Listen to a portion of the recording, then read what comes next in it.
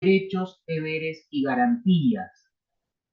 Si se acuerdan también el artículo 72, ese artículo que ustedes ya deberían saber de memoria después de 5, 6, 7, 10 años de carrera, ¿no? Ese que dice que todos los derechos, deberes y garantías, ¿no? Siempre se lee la parte linda que son los derechos, pero también están los deberes y las garantías en la Constitución, están en la sección 2, capítulo 1 de la Constitución de la República.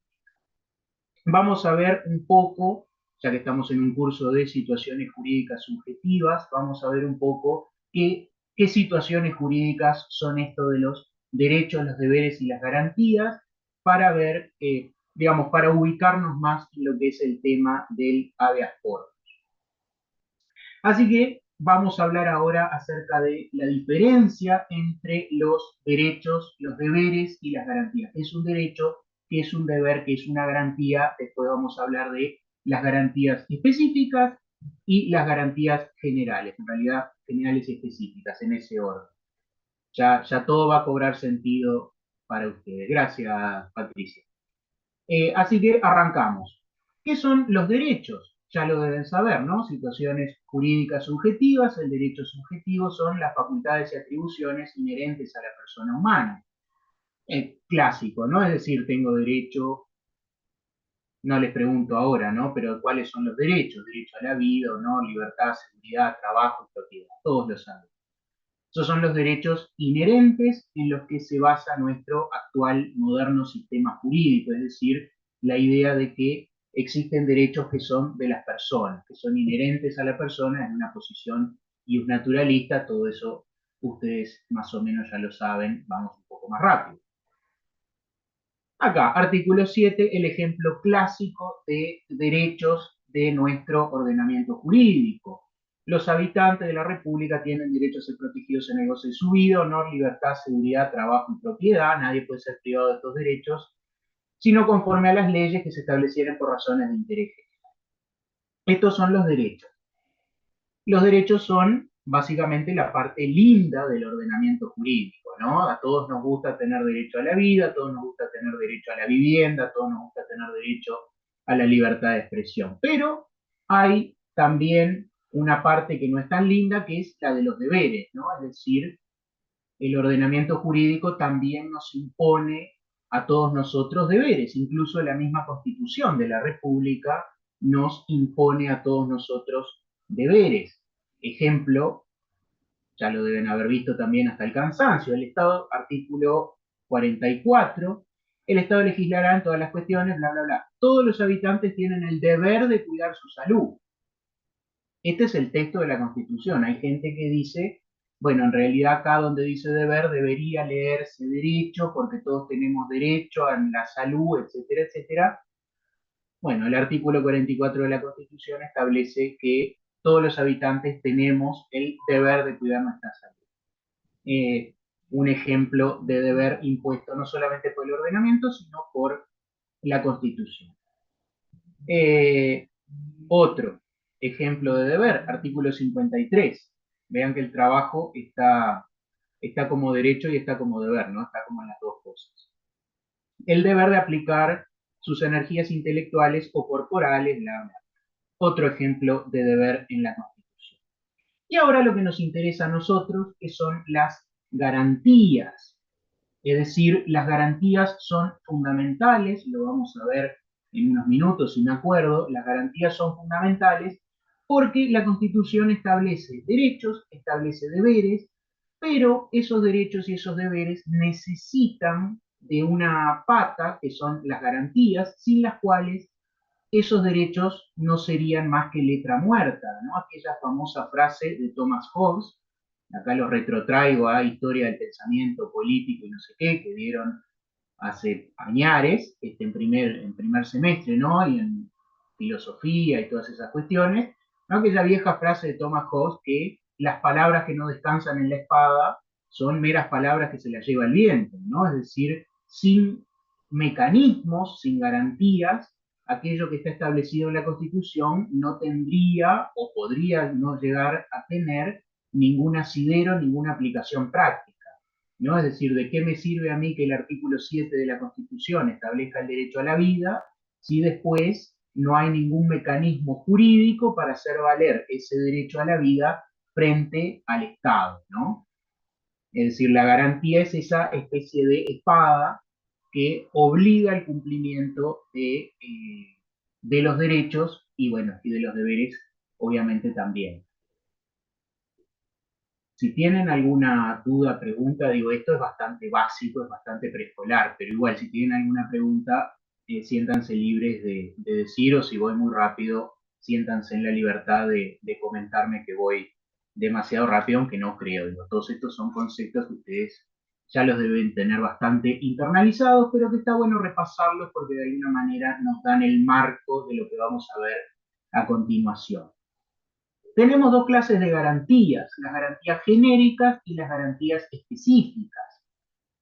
Las garantías genéricas son aquellas, y acá les traigo la definición que da el mismo Justino Jiménez de Arecha, está bastante bien tratado, bueno, ¿quién soy yo para decir que está maltratado o no maltratado, ¿no? Obviamente, si está en Jiménez de Arecha, está muy bien tratado, ¿no? Digamos, está bastante por encima de mis capacidades, pero si alguno quiere leer de la Constitución Nacional, tomo uno, está bastante claro explicado por Justino Jiménez de Arecha, ¿no? Garantías genéricas, es la subordinación al derecho de todos los centros de autoridad pública, es decir, que todo poder provenga del derecho.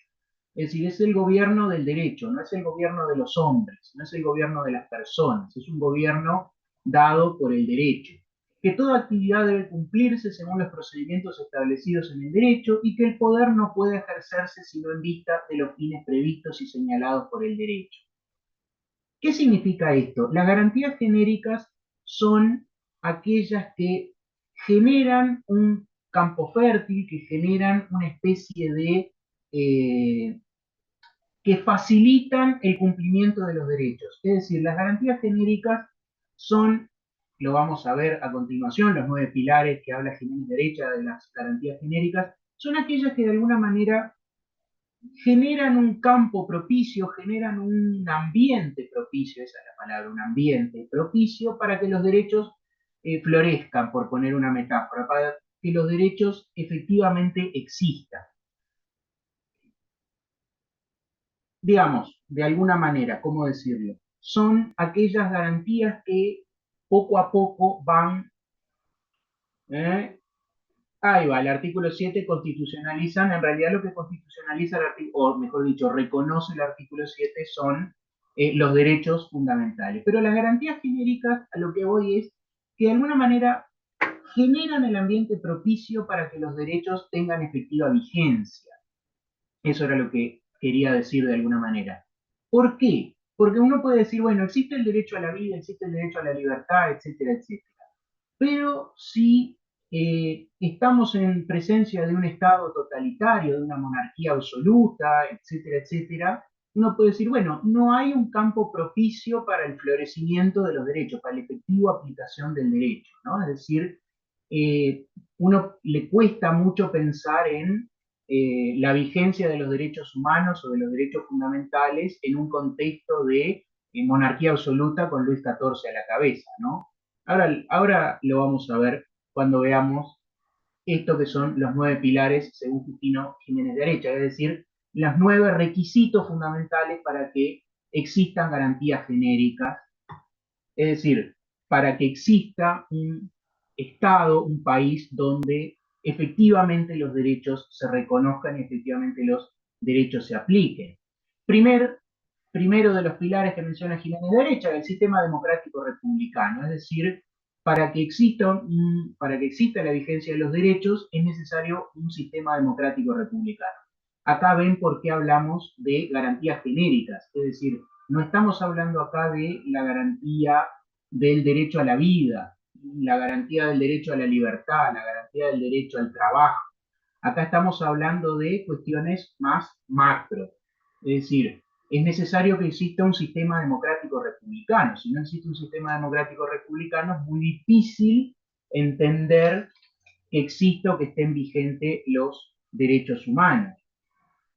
La representatividad efectiva, es decir, el respeto por las minorías.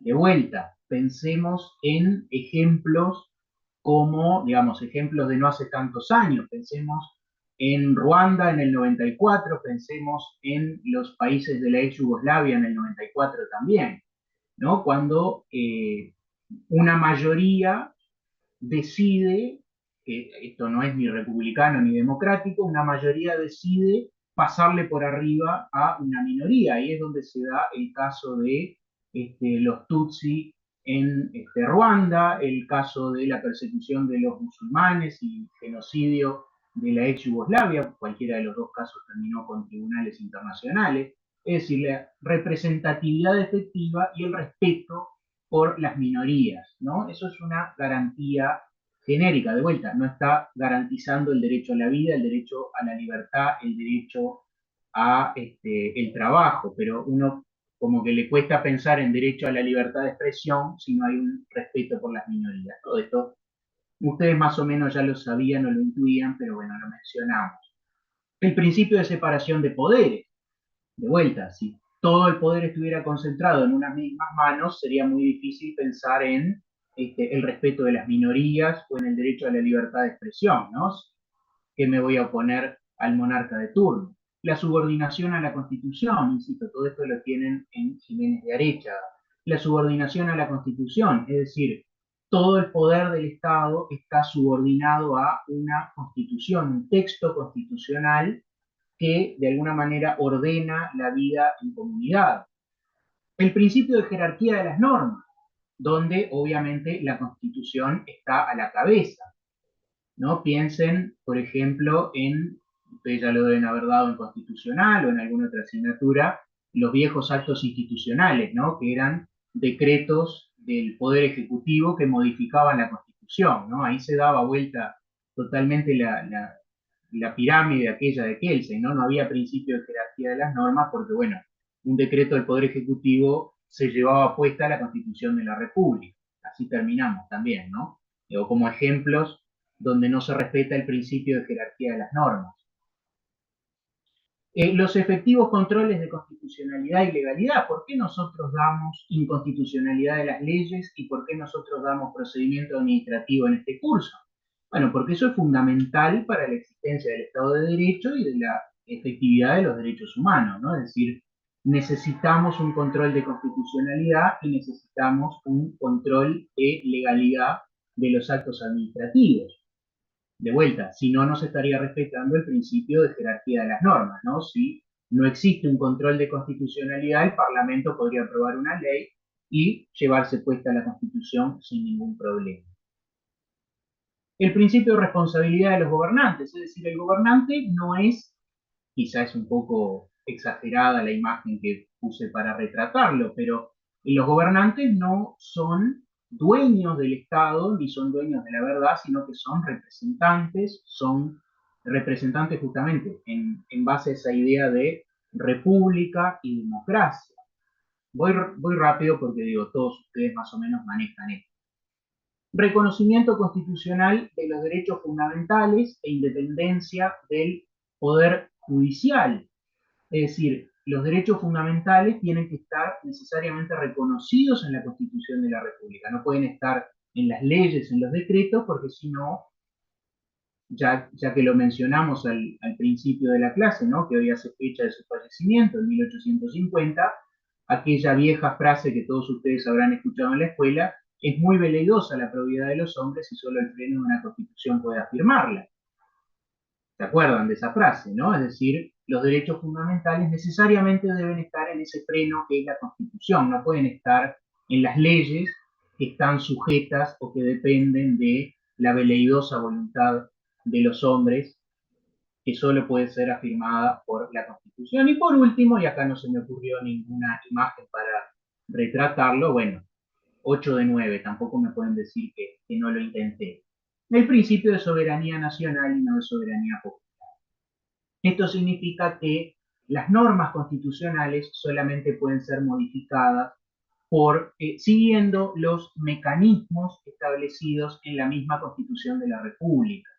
Esto fue un debate que se dio en la época de Terra, no sé si alguno de ustedes recordará ese viejo debate, en el cual Terra decía que se podía ignorar la vieja constitución, la de 1918, siempre y cuando la gente votara una constitución nueva sin seguir los procedimientos establecidos en la anterior. A esa tesis de la soberanía popular se opone la tesis de la soberanía nacional, es decir, el cuerpo electoral no es una turba embravecida, sino que es un órgano del Estado y como tal está regulado y debe ceñirse a las reglas que le establece la Constitución. Es decir, no nos puede venir, hablando pronto y mal, no nos puede venir una demencia colectiva en este momento y salir todos a votar una reforma constitucional sin seguir los procedimientos establecidos en el artículo 331 y que ustedes se acordarán de haberlos visto en Constitución.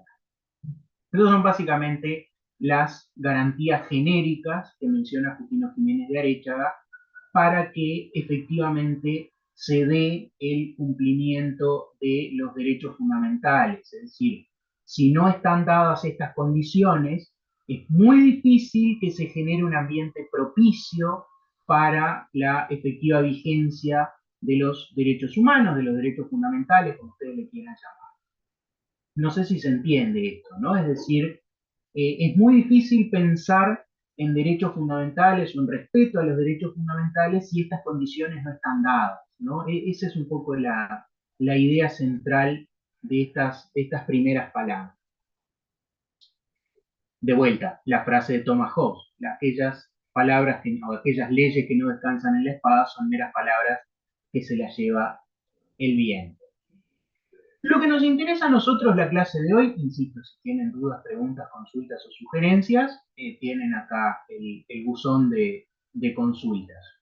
Las primeras 10 consultas son gratis, ya después de ahí empezamos a cobrar un canon. Pero es barato, no se preocupen, y como estudiantes tienen descuento. Ahora a lo que nos interesa a todos nosotros, que son las garantías específicas, es decir, aquellos mecanismos destinados a hacer efectivos los derechos específicos, es decir, los derechos concretos, los derechos humanos, pero concretos, no ya los derechos en términos generales de la vida, o sea, de generar un ambiente propicio, sino garantías específicas. El habeas corpus, que es el tema de la clase de hoy, es una de estas garantías específicas, es decir, es una de las garantías que lo que busca es proteger un derecho específico, no busca generar un ambiente o busca generar cuestiones propicias, sino que busca proteger un derecho específico. Es decir, hay una lesión a un derecho específico, el habeas corpus es una herramienta, un mecanismo para que ese derecho específico sea respetado o no sea de alguna manera violentado. Bien, hasta ahora, dudas, preguntas, consultas, sugerencias, insisto. Como dice, yo no lo escucho, pero me han dicho que el Teco Arias, no sé si alguien de acá lo escucha, siempre dice no me dejen solo. Es una frase que yo he de alguna manera adoptado, ¿no? No me dejen solo. Si se van a darle comer al loro, llévenme, digamos, de sonido de fondo, ¿no? Bien, nada, digo.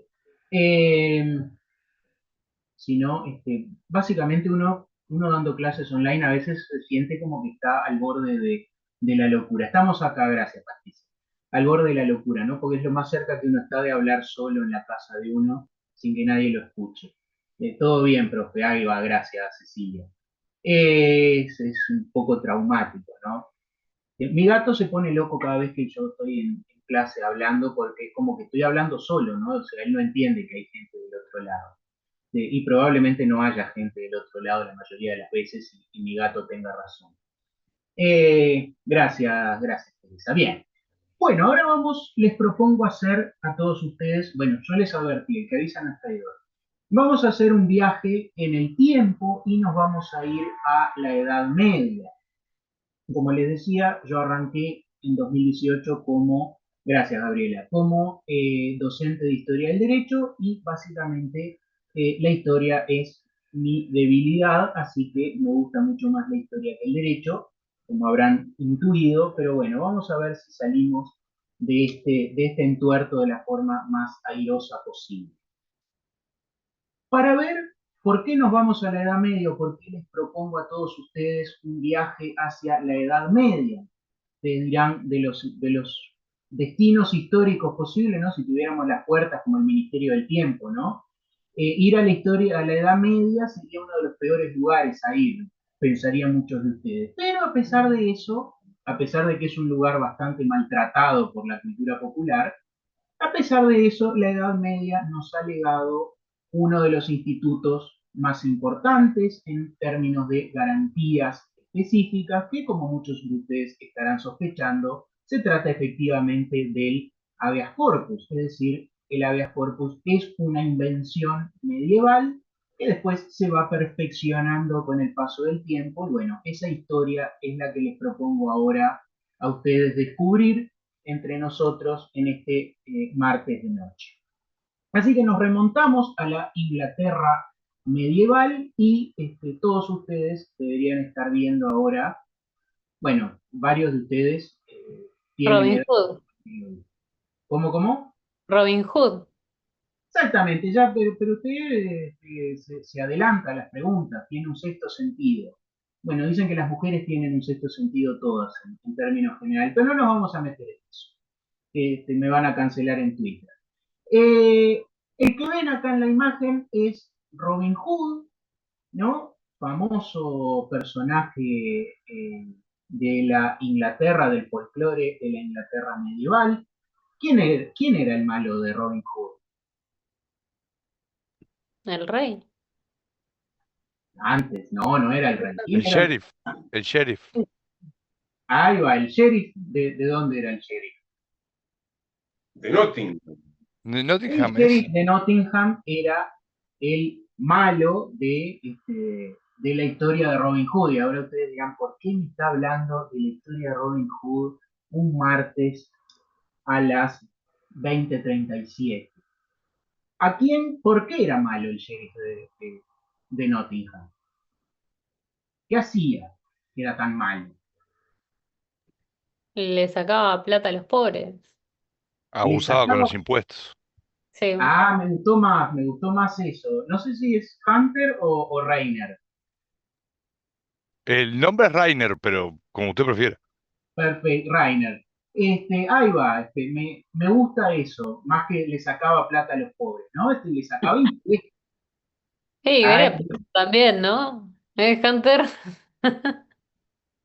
bueno, no sé porque No voy a hacer comentario que tenga que ver con la política actual porque voy a quedar.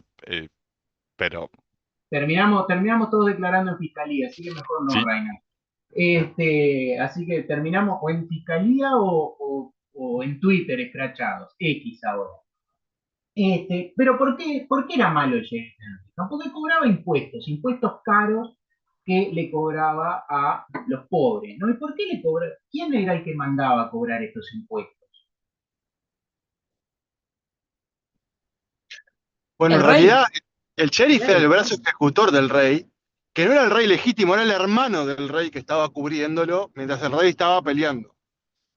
Ah, me gusta lo que dice Diego acá, es decir, en realidad el malo era, el sheriff de Nottingham en realidad no era el malo de la película, sino que era el brazo ejecutor de la figura de un rey.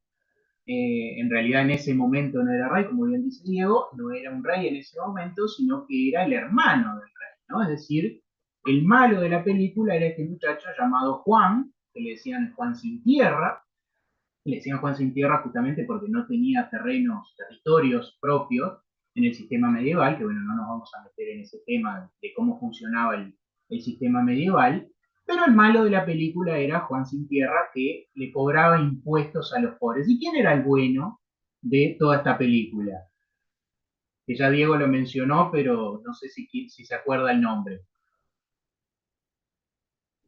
Era Robert, perdón, el bueno, digamos, era Robert Lockley, comúnmente llamado Robin Hood, y el rey en ese momento era Ricardo Corazón de León. Ahí va, bueno, sí, en realidad el bueno es Robin de Locksley o Robin Hood. Yo ese lo identificaba como el protagonista, pero tiene usted razón, Gabriela. el bueno sería Robin Hood, pero en realidad el bueno de la película es Ricardo Corazón de León, ¿no? Es decir, el prototipo del caballero medieval que todos nos imaginamos hoy en día, el caballero de la brillante armadura, ¿no? Es decir, Ricardo Corazón de León es el caballero cristiano maravilloso que fue a recuperar Tierra Santa en nombre del Papa de Roma y expulsar a los infieles de la santa ciudad de Jerusalén, etcétera, etcétera. Ahora, esta es la historia que todos conocemos, ¿no? Y ustedes dirán, ¿qué tiene que ver esto con el habeas corpus? Ya vamos a ayudar. Esta es la historia que todos conocemos y es el origen de la institución del habeas corpus, que, insisto, ya vamos a llegar. Ricardo Corazón de León es famoso y es, insisto, el prototipo del caballero de brillante armadura, el caballero andante, ¿no? Aquel con el que soñaba prácticamente Don Quijote, ¿no? Es decir, el caballero maravilloso, el caballero de los cuentos. Ricardo Corazón de León es famoso por participar en la Tercera Cruzada, en la cual, vean, parte su ejército desde Londres, acá, hace todo este camino y se va hasta acá, hasta Tierra Santa, para recuperar los santos lugares y sitiar Jerusalén, que había sido recuperada por Saladino. Cualquiera que haya visto la película Cruzada sabe de lo que estamos hablando. Ricardo Corazón de León se mandó esta gesta, ¿no? Después cometió atrocidades y cuestiones innombrables hacia Tierra Santa, pero eso es harina de otro costal, eso es para otro día. El asunto es que Saladino lo derrota acá en los Santos Lugares. Se supone que ustedes ven el puntero, pero yo estoy señalando con el puntero. Sí, Es derrotado. se ve. Sí, profesor. Perfecto. Es derrotado acá en Tierra Santa por Saladino y tiene que volverse de nuevo hasta su reino que está acá. Toma la gran decisión de volver, cruza por tierra, no recuerdo, sé que fueron 2 episodios, uno fue en el Sacro Imperio Romano Germánico, que es esta entidad territorial que ustedes ven acá. Acá tiene un episodio donde hay unos nobles que tienen una guerra privada entre ellos, y Ricardo Corazón de León, que andaba por la zona, dice, bueno, hay pelea, me meto, total, ando con un ejército, vengo caminando, no tengo nada que hacer, me meto acá en esta especie de reyerta que hay acá. El problema es que Ricardo no tuvo un viaje tan tranquilo, porque cuando pierde en Jerusalén, cuando pierde contra las fuerzas de Saladino, es decir, es derrotado militarmente, Saladino lo captura, es decir, es tomado prisionero Ricardo Corazón de León. ¿Alguno de ustedes ha escuchado la frase postolo que el rescate de un rey?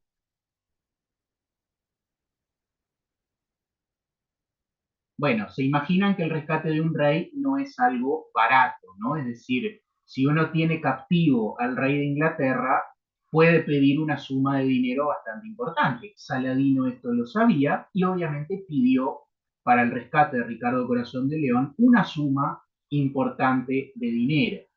Inglaterra, obviamente gestionada por su hermano, Juan, paga esa suma de dinero y Ricardo es liberado. Como les digo, inicia su camino de vuelta en el Sacro Imperio Romano Germánico, no sé en qué parte, se mete en esta reyerta entre otros nobles y nuevamente es derrotado y nuevamente es capturado.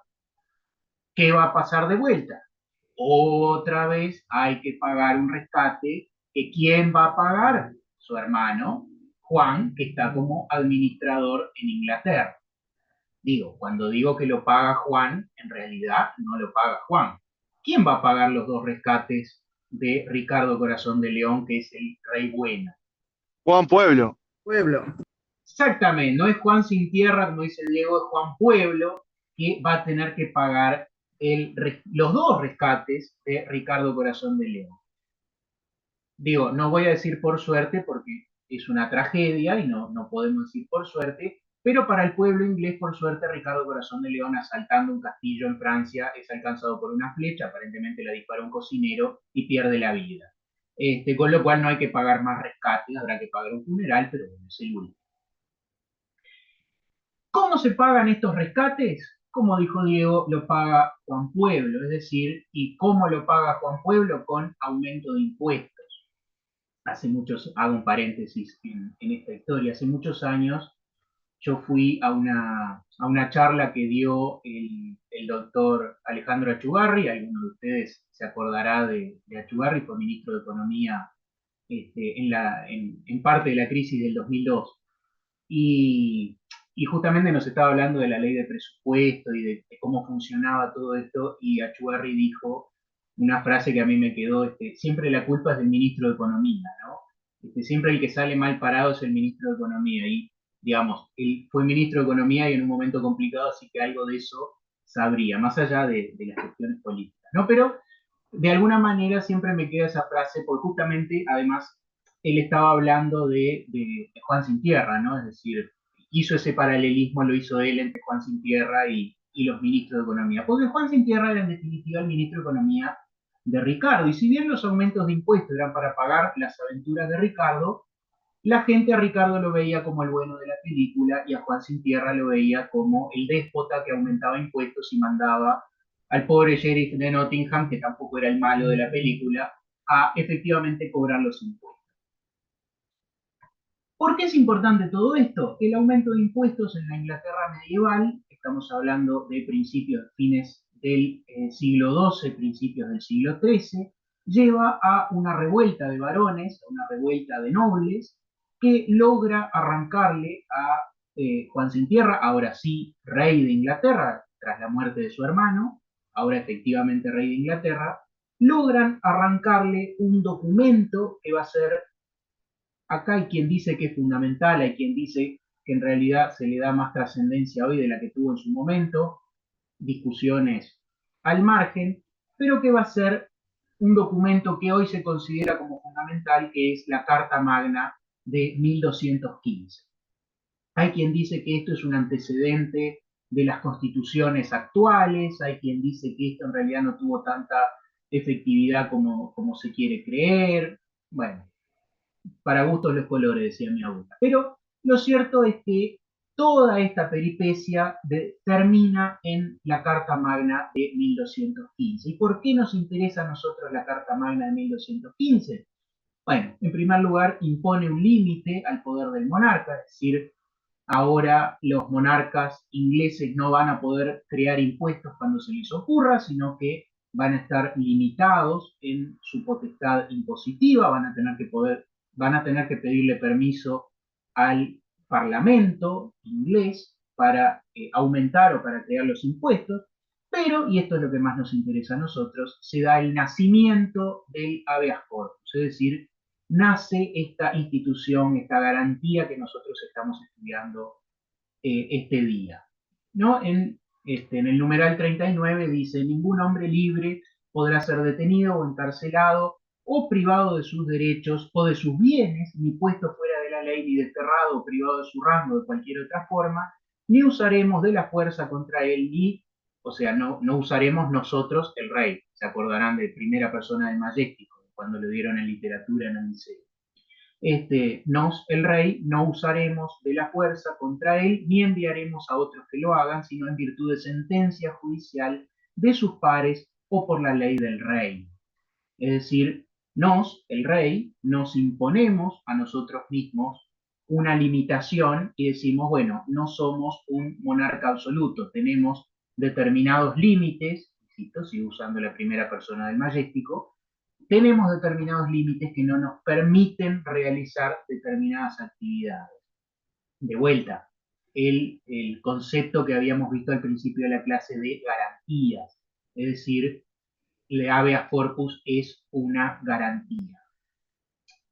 Ahora, y acá van dos reflexiones. La primera es, ustedes verán que en ningún lado dice habeas corpus, y en la segunda, el segundo pensamiento es algo que ya decía Friedrich Carl von Savigny en el siglo XIX, y es que muchos inventos de la modernidad o incluso de la Edad Media están escritos en latín, a pesar de que los romanos desconocieron absolutamente su existencia, ¿no? Nosotros le llamamos habeas corpus, está en latín, significa traer el cuerpo del detenido, después lo vamos a ver con más detalle eso. pero no es un invento de los romanos. O sea que si alguno de ustedes dice el día de mañana el habeas corpus viene del derecho romano, en realidad no, es un invento medieval. Pero, como decía Savigny, metele latín que suma, ¿no? Es decir, uno dice cosas en latín y parece como que tiene más validez o más valor. ¿De dónde viene entonces si en la Carta Magna de 1215 no dice nada de habeas corpus? ¿De dónde viene esta idea de llamarle habeas corpus al habeas corpus? Viene del habeas corpus, acá ya salimos de la Edad Media, viene del habeas corpus act, de vuelta, los ingleses, de 1640. Insisto, acá salimos de la Edad Media. El Habeas Corpus Act de 1640 fue aprobado por el rey Carlos I de Inglaterra. ¿Alguien sabe lo que le pasó a Carlos I de Inglaterra? Si hay algún friki de la historia entre nosotros, capaz que sabe y se acuerda qué le pasó. Perdió la cabeza. Bueno, pero usted lo hace un poco metafórico, que se enamoró, me está diciendo. Claro, Lo de- encontró el amor. Se enamoró y perdió la cabeza. Uno dice, ¿por qué el rey Carlos I de Inglaterra va a aprobar algo, una limitación a su propio poder? Bueno, es que el poder de Carlos I ya estaba bastante autolimitado y llegó a estar limitado del todo cuando, como dice Reiner, efectivamente le cortan la cabeza, ¿no? Es decir, pierde la cabeza Carlos I, rey de Inglaterra, en lo que es conocido como la Revolución Inglesa, que es la primera de las grandes revoluciones antimonárquicas que luego van a tener influencia en el pensamiento liberal, en las repúblicas, etcétera, etcétera. Se instaura una república con este señor que tenemos chiquito acá abajo, que es Oliver Cromwell. Oliver Cromwell se proclama como Lord Protector, si mal no recuerdo, ese era el cargo, en lo que va a ser el único intento de república que han tenido los ingleses hasta la fecha.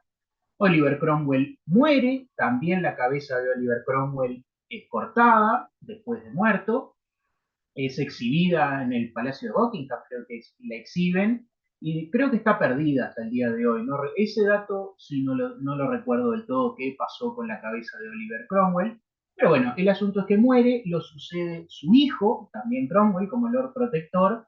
Parece que su hijo no era tan carismático como su padre, y termina en una revolución que reinstaura, bueno, se me cayó una. Acá debería haber una diapositiva entre medio de esta y la anterior, que es el Habeas Corpus Act de 1679, que es instaurado por Carlos II, el que reinstaura la monarquía en Inglaterra, monarquía que sigue hasta nuestros días, ¿no? Incluso se llama Carlos el actual monarca, aunque creo que no es de la misma familia. Si me permiten la digresión, les voy a mostrar, porque me parece interesante, les voy a mostrar acá, esta es, ustedes no saben la cantidad de cartelitos que tengo yo acá, que me salen de todos lados. Bien, esto es del el sitio web de la legislación del, ¿no? legislation.gov.uk del Reino Unido, de la Gran Bretaña. Si ven acá, este es el Habeas Corpus Act de 1640, y acá tienen el concepto de habeas corpus. No se los voy a leer, primero porque mi inglés es más bien de provincia, y segundo porque lo tienen acá, digamos, entran y buscan el habeas corpus act. Acá tienen, este es el de 1640, el de Carlos I, y acá les muestro, este es el habeas corpus act de 1679, este es el que instauró Carlos II de Inglaterra. No sé si lo dice por acá, no veo que diga por acá. Fue, o sí, debería decirlo, bueno, no sé, por algún lado lo decía. El de 1679, es el que estuvo vigente, como derecho vigente en el Reino Unido hasta, si mal no recuerdo, 1968, 69, una cosa por el estilo. O sea, segunda mitad del siglo XX. Desde 1679 hasta la segunda mitad del siglo XX rigió el Habeas Corpus Act de nuestro amigo Carlos II, que es el que reinstauró la monarquía, y bueno, la monarquía no terminó en 1969, sino que sigue hasta nuestros días vigente, vivita y coleando en el, valga la redundancia, Reino Unido. Sí, gracias, me salen carteles. Bien, me imagino que esto que son nociones históricas no les debe generar demasiados problemas, pero insisto, lo mismo de siempre, la misma cantarola de siempre. Si tienen dudas, preguntas, consultas o sugerencias, siéntanse libres de comentar. Porque además cada pregunta que Profe, ustedes hacen a mí me permite tomarme un mate y refrescar el gañote. Si no, bueno, además es nuevo, Carlos. profe, usted nos dijo que el habeas corpus se hizo por un acto 1640 o 1640 era el año o qué era. Acá le muestro. Bueno, si es que si es que reacciona esto. Son los años 1679 Sí. es el de Carlos II y acá tiene 1640 el primero. No es el número de ley, es el Ah, año en que se hicieron. ok, Eh, no sé si alguno, está bien. es decir, ¿quedó? Sí, sí, perfecto. Bárbaro. Es ese chiste, ¿no? De cuando los norteamericanos o nosotros mismos decimos, esto es antiguo, tiene 50 años, que los británicos dicen, el pub donde fui a tomarme 3 cervezas ayer es más viejo que todo tu país, ¿no? Digamos, 1640, 1679, la independencia nuestra es de,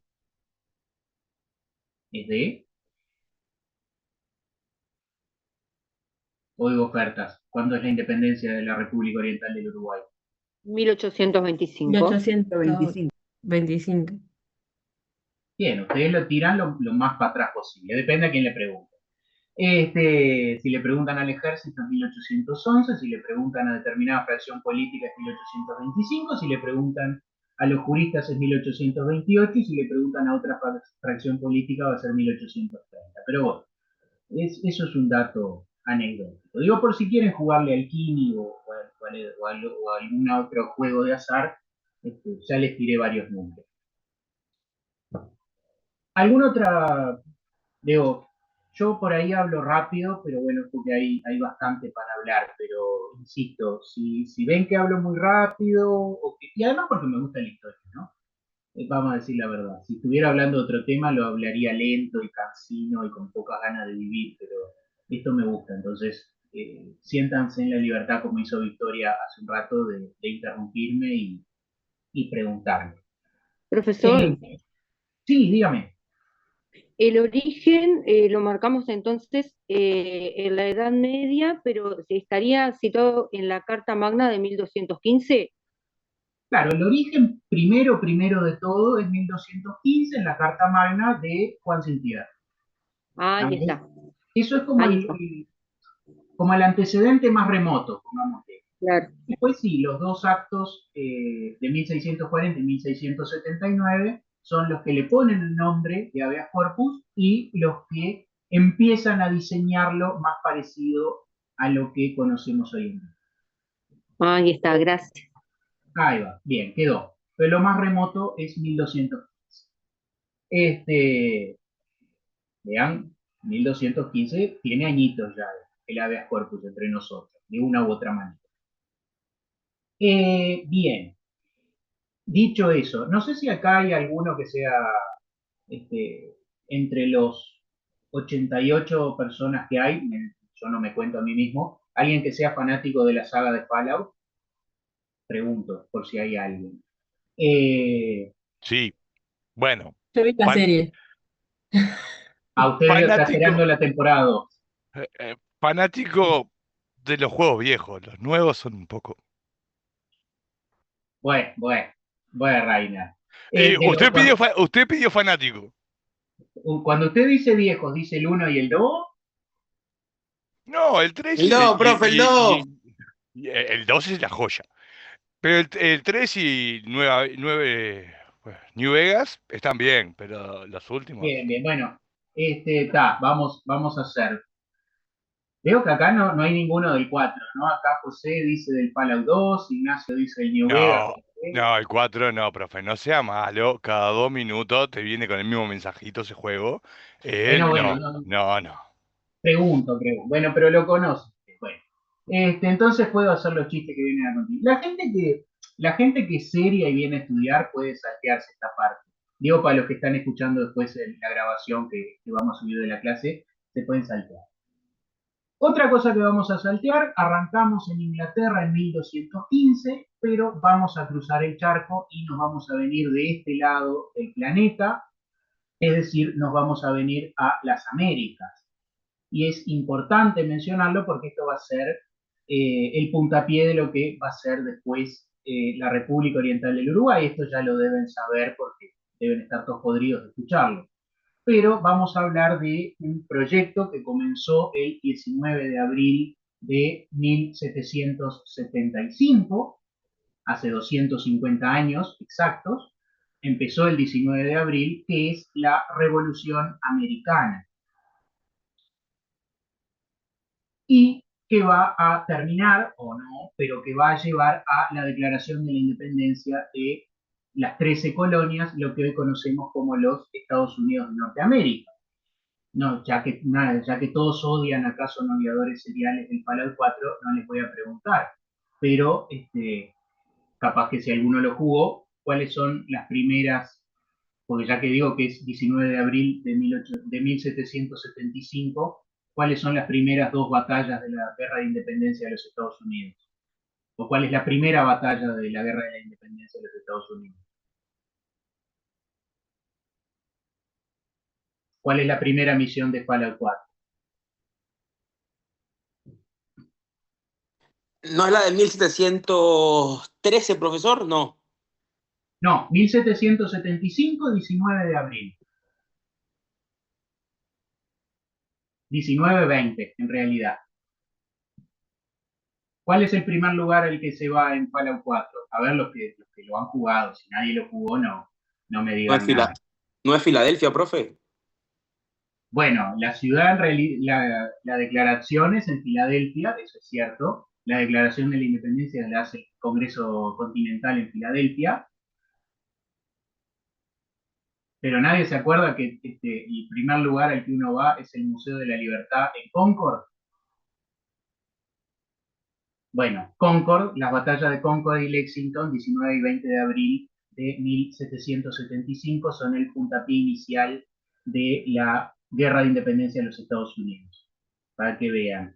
Se puede aprender en todos lados, incluso con juegos malos. Se puede aprender datos históricos. ¿Se acuerdan de todo esto? Digo, toda esa historia la deben conocer ustedes hasta el hartazgo, ¿no? Aquello de dos luces, si por mar, una si por tierra. ¿Se acuerdan los dibujitos animados y todo eso que veían? ¿Se acuerdan cómo termina Batman versus Superman? ¿No? Que decía aquella frase de las capas rojas ya vienen, las capas rojas ya vienen. Que eran las casacas rojas ya vienen, que era el mensaje que decía Paul Revere cuando pasa por la ciudad de Concord hacia Lexington, después de haber visto las dos luces que se habían encendido en la iglesia de Old North Church, es decir, la vieja iglesia del norte, que es, además, para los que les gusta, que creo que es ninguno, para los que les gusta Fallout 4, es el cuartel general del ferrocarril. Old North Church, en el campanario de arriba, es donde se prendieron las dos luces que decía uno si por tierra, dos si por mar, avisando que venían las tropas británicas. Historia de los Estados Unidos es fascinante. Realmente fascinante. Pero bueno, dicho eso, llegamos a el año 1776, el segundo Congreso Continental de las 13 colonias aprueba la Declaración de Independencia de los Estados Unidos de Norteamérica. ¿En qué fecha? ¿Qué día? 4 de julio de 1776. Exactamente, el 4 de ¿No es el julio. 5? No, es el 4 de julio, por eso lo festejan tirando cohetes. nosotros tiramos cohete en Navidad, ellos festejan el 4 de julio. El 4 de julio de 1776, entonces, la declaratoria de la independencia. Si ustedes ven acá las firmas, estas son las firmas de los representantes de las 13 colonias. Vamos a hablar, digamos, en 1776, entonces estos rebeldes norteamericanos sostienen como evidente estas verdades, que los hombres son, si alguno vio En búsqueda de la felicidad, ¿no? Esa película con Will Smith, sostenemos como evidentes estas verdades, que los hombres son creados iguales, que son dotados por su creador de ciertos derechos inalienables y que entre estos están la vida, la libertad y la búsqueda de la felicidad. De ahí el nombre de la película, ¿no? Es decir, The American Dream o The American Way of Life, esa idea de que todos los hombres somos creados, y cuando digo hombres, no digo hombres y mujeres ni género humano, digo hombres, porque bueno, los padres fundadores eran, como ya se ha dicho hasta el hartazgo, hombres heterosexuales, ricos, protestantes, cristianos, y terratenientes y esclavistas. Podemos hablar mal de los padres fundadores, pero también es cierto que nada de lo que tenemos hoy en día podríamos tenerlo de no haber sido gracias a estas protoideas de los padres fundadores. Es cierto, hablaban de libertad, es cierto, hablaban de que son todos creados iguales, con derechos inalienables como la vida, la libertad y la búsqueda de la felicidad, y tenían esclavos, pero también es cierto que seguiríamos teniendo esclavos si no se le hubiera ocurrido a Jefferson decir que todos somos creados iguales, ¿no? Es decir, es más fácil incluir en la igualdad a un esclavo que crear la igualdad de cero. Así que bueno, una defensa para los viejos padres fundadores, que a veces parece que uno es como que les piden más de lo que podían dar, ¿no? Ah, sí, pero Pero, profe, lo intentaron. Jefferson y hubo un par más que lo intentaron, pero no conseguían acuerdo con las colonias del sur. Bueno, es el tema, ¿no? Digo, uno a veces como que le pide más de lo que podían dar a los padres fundadores. Porque decía, bueno, pero son tiempos complejos. Tampoco podemos decirle a Artigas que también tenía esclavos, porque también pasó. también, No, igual no, la primera libertad de vientres en el Uruguay es 1825. Si pensamos que es en 1870 y algo la enmienda de los Estados Unidos, fue bastante antes, pero digo, a veces se le pide más a los pobres padres como se dice, bueno, eran hombres blancos, cristianos, heterosexuales, y bueno, sí, es cierto, pero los que lo critican, ¿qué han hecho, no? Pero bueno, vamos a terminar todos declarando así que no sigamos por ese camino. Pero digamos, como para razonar y pensar la perspectiva histórica, ¿no? Muchas veces se dice, pero hicieron tal cosa. Bueno, sí, hicieron, pero yo qué sé. El que hace se equivoca, dicen los memes de autoayuda. Así que pensémoslo por ese lado. No, pero digamos, la idea de la independencia de los Estados Unidos en 1776 es eso, ¿no? Es decir, todos los hombres somos creados iguales por Dios, obviamente, por su creador, en igualdad de vida, libertad y búsqueda de la felicidad. Entre las firmas, voy a destacar simplemente dos firmas, si hay, ya que hay. Bueno, en realidad todos son fanáticos del Fallout 2 acá, pero si alguno jugó al Fallout 3, se acordará de este amigo Button Gwinnett, que es la primera firma de todas, o sea, la que está más a la izquierda, el primero que firmó, es decir, esto lo firmó Jefferson, lo firmó Franklin, lo firmó todo un montón de gente, pero la primera firma que se estampó en la Declaratoria de la Independencia es la del amigo Button Gwinnett, que si alguno jugó Fallout 3 se acordará porque es el que nos encontramos en la misión de robar la Declaratoria de la Independencia. Ahí está el amigo Button Gwinnett. Nada, se descubren conocimiento incluso jugando videojuegos.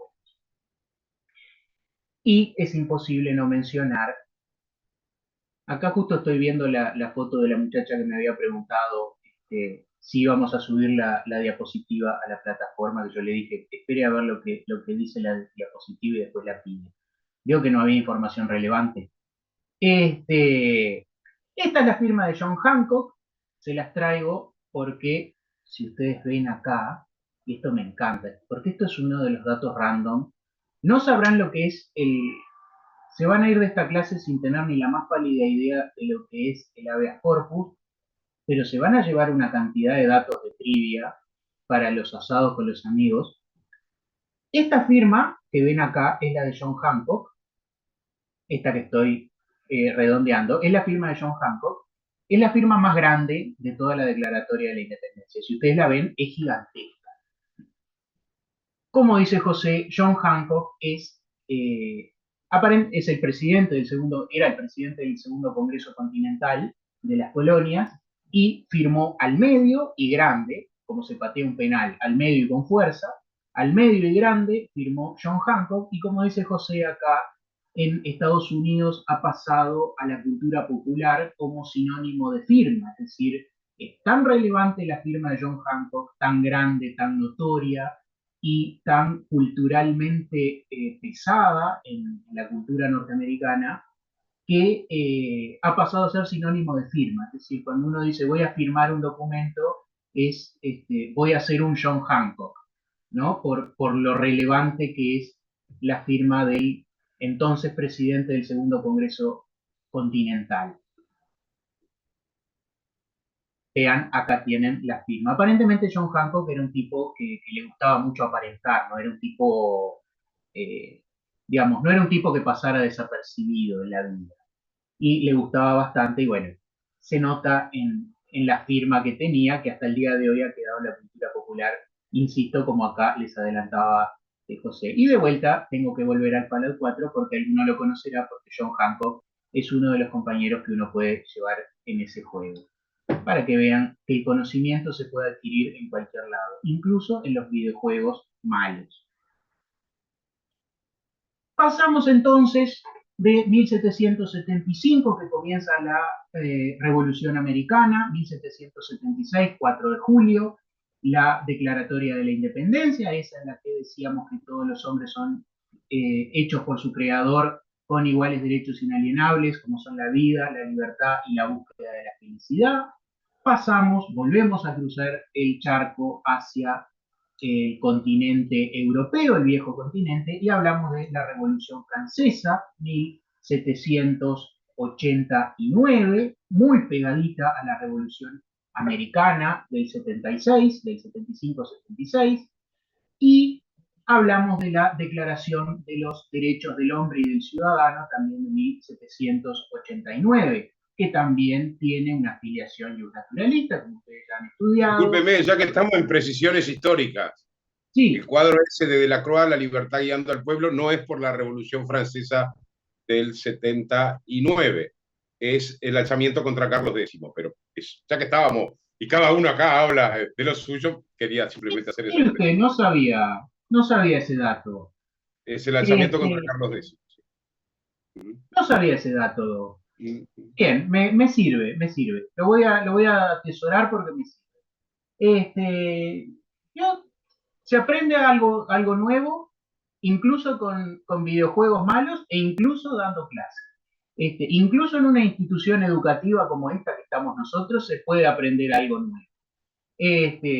A pesar de estar en una institución educativa. Mire usted. Así que es contra Carlos X. Me lo voy a anotar. Así tengo, yo la verdad que mi conocimiento de historia del arte es negativo, pero me sirve. Bien, volviendo entonces, 1789, la Declaración de los Derechos del Hombre y del Ciudadano, y esto es importante.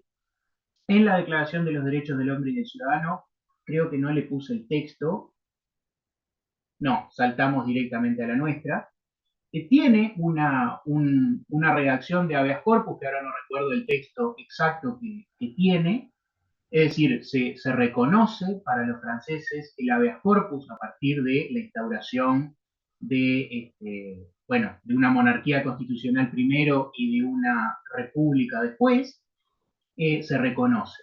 ¿Por qué es importante la Revolución Americana y por qué es importante la Revolución Francesa?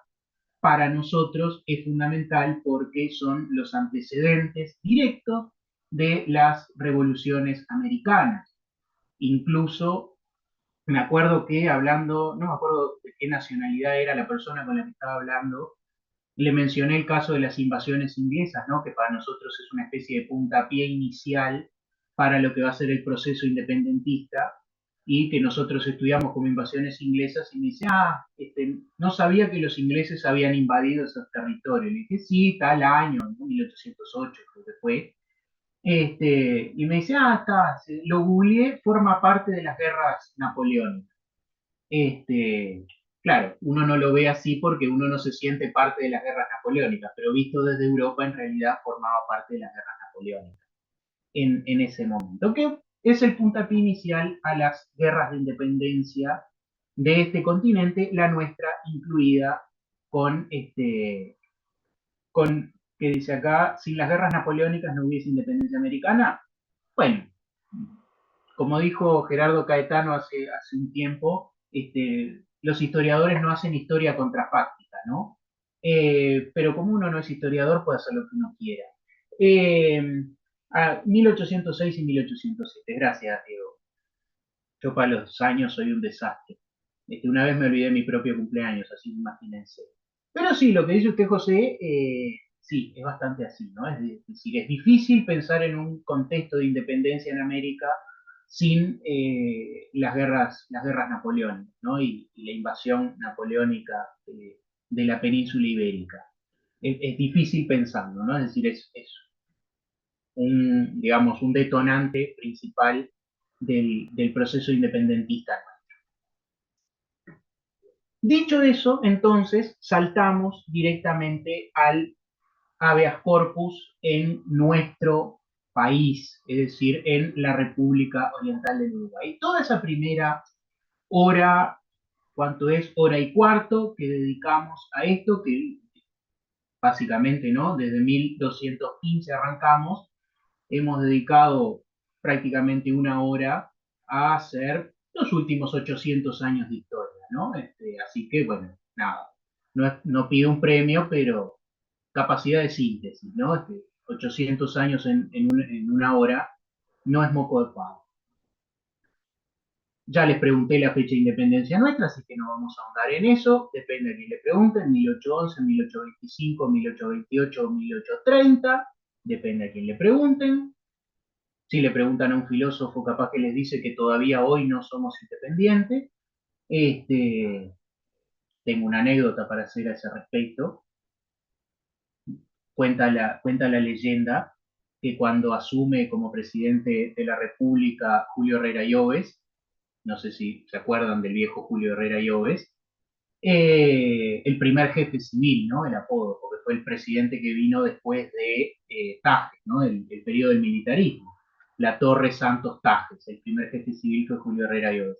Dicen que cuando asumió en un contexto de crisis económica, hizo ahí una comilona para los amigos y alguien le preguntó, y don Julio, ¿qué se siente?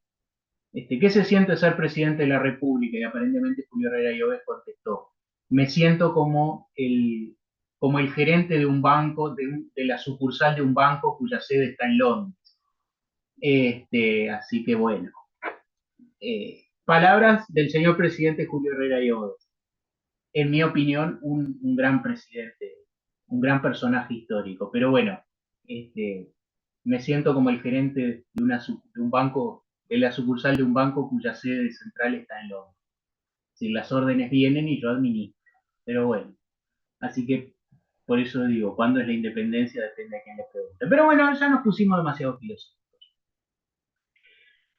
Uruguay tiene su primera constitución en 1830 y desde entonces nos viene, palabra más, palabra menos, este artículo 7, que ustedes ya deben saberse de memoria, el artículo 7 de la Constitución, de vuelta, sección 2, derechos, deberes y garantías. Artículo 7. Los habitantes de la República tienen derecho de ser protegidos en el goce de su vida, honor, libertad, seguridad, trabajo y propiedad. Nadie puede ser privado de estos derechos sino conforme a las leyes que se establecieren por razones de interés general. Ya lo saben de memoria este artículo. ¿Por qué es importante este artículo? Porque si ustedes ven acá, consagra, o más que consagra, reconoce, si decimos que es de cuño y un naturalista, reconoce el derecho a la libertad. ¿En qué consiste el derecho a la libertad? Bueno, podemos hablar de diferentes facetas del derecho a la libertad. Tenemos la libertad de pensamiento, la libertad de expresión, lamentablemente hay gente que ejerce la libertad de expresión sin antes haber ejercido la libertad de pensamiento, pero bueno, eso es un defecto que tienen muchas personas. Yo he incluido en algunas ocasiones, quizá la velocidad de mi boca es mayor que la de mi cerebro, pero bueno, existe la libertad de pensamiento, la libertad de opinión, la libertad de expresión, la libertad de culto, entendida como la posibilidad o la libertad, mejor dicho, de creer en lo que a uno se le antoje, sin que nadie le imponga una creencia religiosa, o no creer en nada, que también forma parte de la libertad de culto, y la que nos interesa a nosotros, que es la libertad ambulatoria, o también llamada libertad física, es decir, la libertad de moverse de un punto A a un punto B, que por lo general es una de las que menos se habla, ¿no? Siempre se habla de la libertad de pensamiento, de expresión, etc. Pero la libertad ambulatoria es bastante importante. Todos vivimos el 2020 y el 2021, así que sabemos que la libertad ambulatoria es... ¿qué pasa cuando se restringe la libertad ambulatoria? Ese es el artículo 7 que establece la libertad en términos generales en su más amplia acepción. Saltamos de vuelta en la Constitución de la República al artículo 12, que dice que nadie puede ser penado ni confinado sin forma de proceso y sentencia legal. Y acá vamos a hablar un poco del concepto de pena, que todos ustedes ya deben recordar de haber dado penal 1, bueno, no sé cómo se llama ahora. Además creo que tienen como 4 o 5 penales, porque tienen introducción al derecho penal, tienen penal, bueno, está. Todos los penales que ustedes tengan, el nuevo plan de estudio, yo soy plan 1989, sepan entender, no me leí el nuevo plan de estudio para saber cuántos penales tiene. En mis tiempos era penal 1, que era teoría general, y penal 2, que eran los delitos uno por uno particulares. No debe haber cambiado tanto, me imagino. Pero bueno, deben haber dado lo que es teoría de la pena en el derecho penal. Pregunta, ¿cómo se pueden penar los delitos? ¿Cuáles son las posibles penas que pueden tener?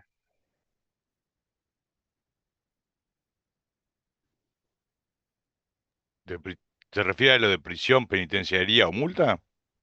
¿Cuáles son las posibles penas que puede imponer una sociedad?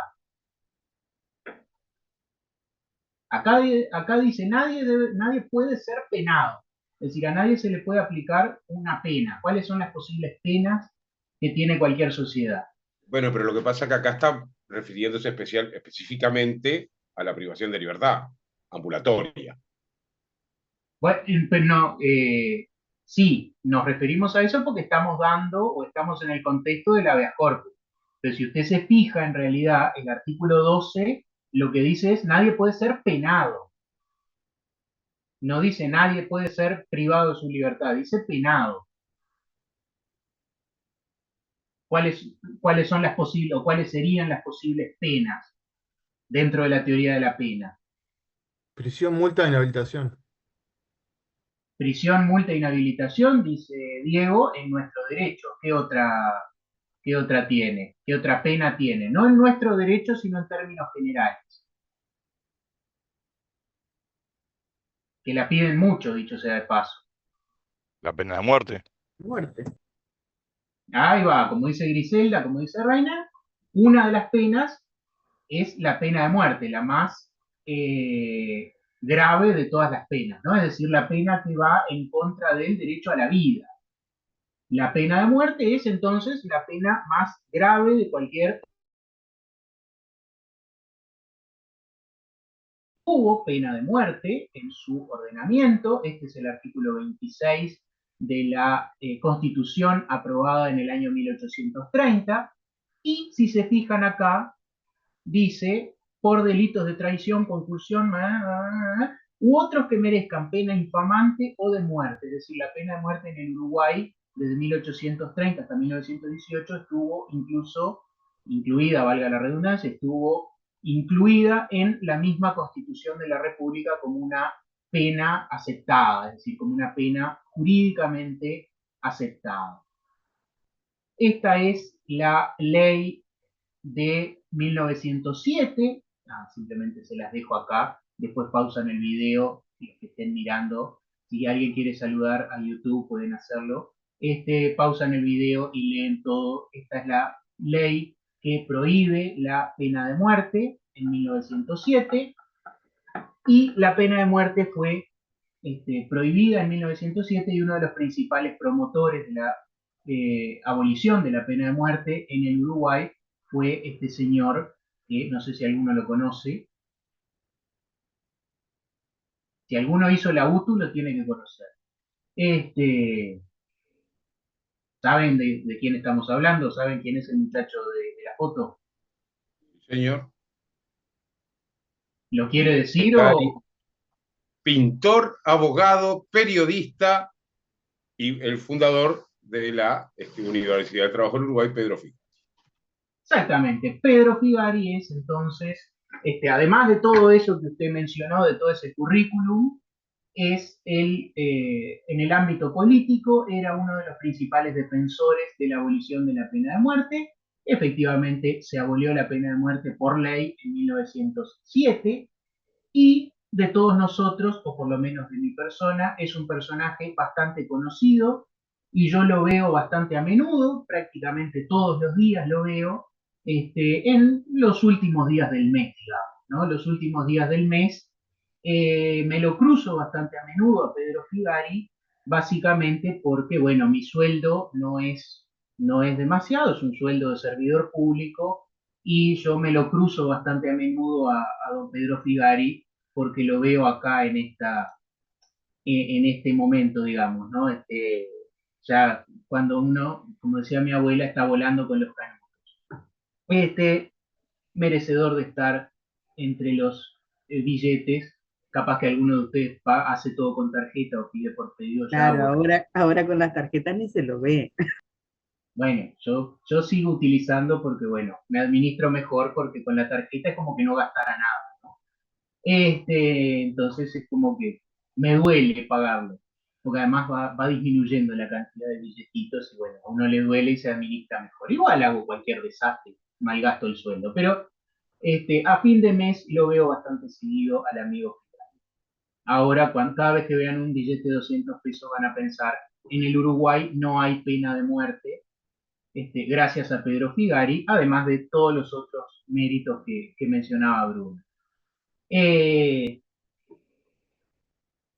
Parece que no, pero después esas cosas quedan en el pensamiento. Y nos dicen, y un billete de 200 pesos, no hay pena de muerte.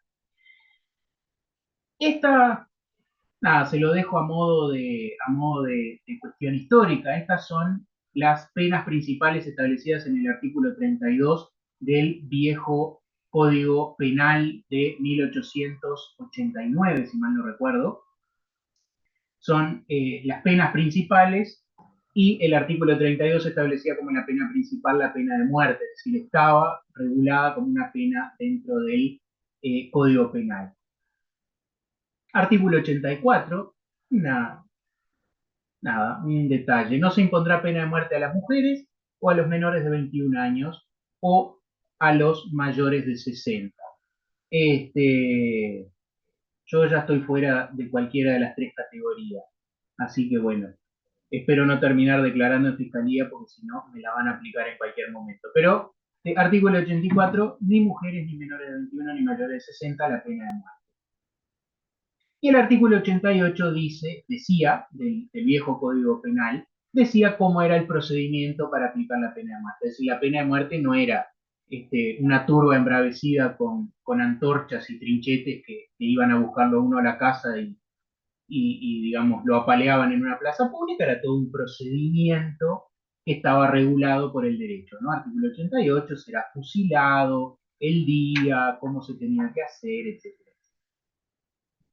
Después, qué hacer con el cadáver del ajusticiado, entregárselo a la familia, etcétera, etcétera. Nada, después pausan el video y lo miran. Otra pena que podría imponerse, la pena de martirio, es decir, la pena que consiste en causarle dolor o sufrimiento a la persona que ha cometido un delito, no está permitida tampoco en nuestro derecho, como la pena de muerte, por el artículo 26 de la Constitución, dice a nadie se le aplicará la pena de muerte, o sea que eliminada, y la pena de martirio dice que tampoco puede ser utilizada porque las cárceles no, en ningún caso se permitirá que las cárceles sirvan para mortificar y sí solo para asegurar a los procesados y penados, persiguiendo su reeducación, la aptitud para el trabajo y la profilaxis del delito. Nada, si alguien quiere hacer alguna reflexión al respecto, aténgase a las consecuencias. Ya todos sabemos, hemos hablado y sabemos de lo que estamos hablando cuando hablamos del artículo 26, pero legalmente o constitucionalmente no debería ser el martirio. Otra posible pena de cualquier ordenamiento jurídico, la pena de destierro. ¿En qué consiste el destierro?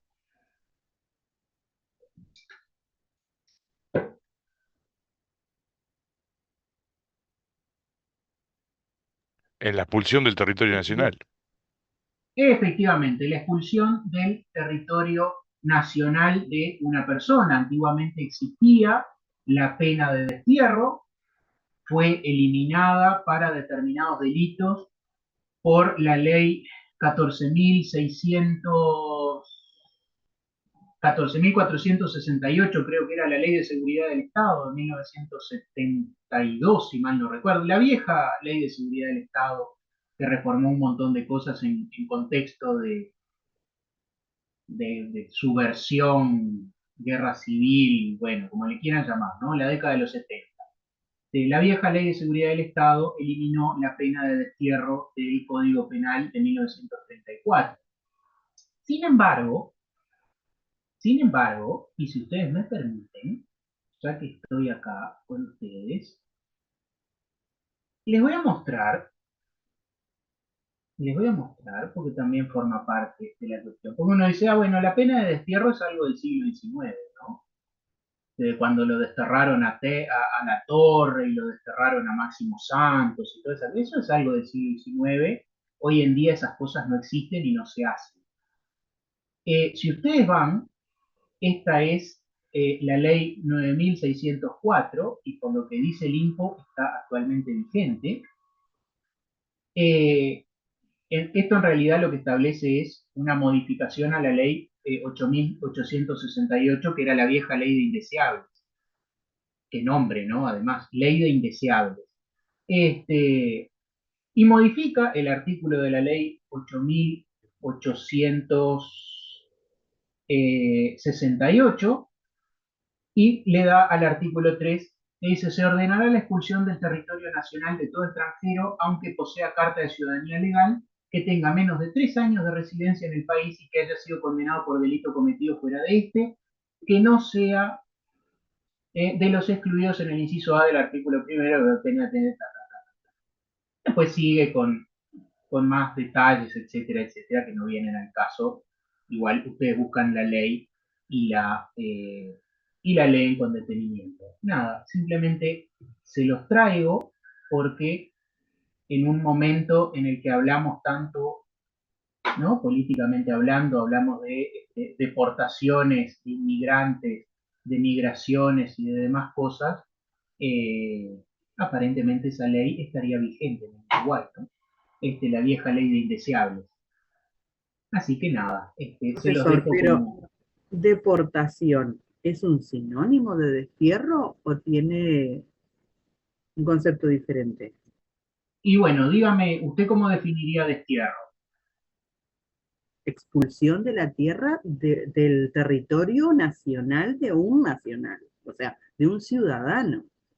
Bueno, es la expulsión del territorio nacional. El destierro es eso, es sacarlo del territorio nacional. Y la Aún siendo deportación, extranjero. sí, es un destierro y puede ser de un nacional o de un extranjero. ¿Y la deportación qué es en definitiva?